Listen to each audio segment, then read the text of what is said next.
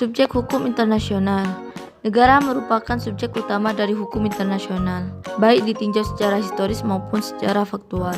Secara historis, yang pertama-tama merupakan subjek hukum internasional pada awal mulai lahir dan pertumbuhan hukum internasional adalah negara.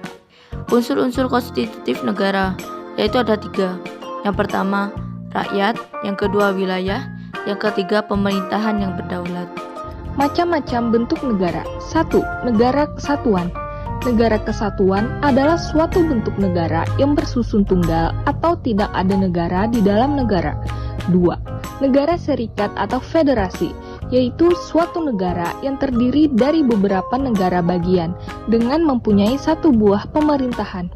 Ketiga, perserikatan negara atau konfederasi, yaitu suatu negara yang terbentuk dari gabungan negara-negara yang sudah merdeka. 4. Uni, yaitu suatu gabungan beberapa negara yang mempunyai satu kepala negara.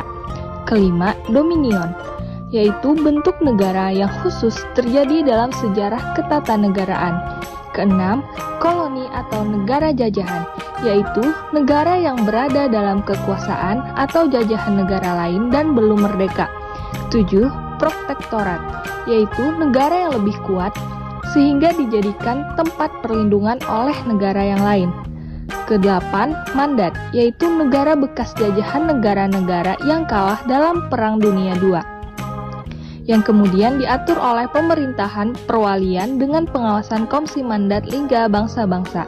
Yang terakhir, trust, yaitu suatu negara yang mana pemerintahannya diawasi Dewan Perwakilan atau Trustship Court. Subjek hukum internasional lainnya. 1. Organisasi-organisasi internasional, yaitu suatu bentuk dari gabungan beberapa negara yang mempunyai tujuan bersama yang juga merupakan isi dari perjanjian. 2. Pemberontak, yaitu sekelompok orang yang melakukan pemberontakan dan memperoleh legal personality yang menyebabkan peperangan internasional dengan pihak pemerintah berkuasa yang sah.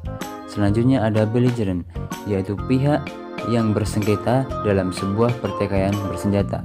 Nomor 4 ada Vatikan, yaitu subjek hukum internasional karena diakui oleh negara-negara dunia dan menjadi pihak pada perjanjian internasional.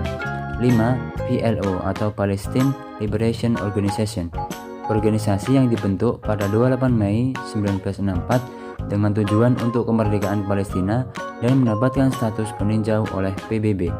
6. Duta adalah pejabat diplomatik yang ditugaskan ke pemerintah asing berdaulat untuk bekerja sebagai pejabat mewakili negara asalnya. 7. Konsul, yaitu pejabat diplomatik yang melakukan tugas negara antara dua negara yang tidak memiliki hubungan diplomatik. 8. Tawanan perang, yaitu sebutan bagi tentara yang dipenjara oleh musuh pada masa atau setelah berakhirnya perang. Selanjutnya ada korban perang, yaitu seorang yang rela mempertaruhkan harta, jiwa, dan sebagainya yang ia miliki untuk memperjuangkan kemerdekaan atau kemenangan bangsa dan negaranya dalam peperangan. Yang terakhir ada refugee atau pengungsi, yaitu seorang yang pergi mengungsi dari bahaya atau menyelamatkan diri ke tempat yang memberikan rasa aman.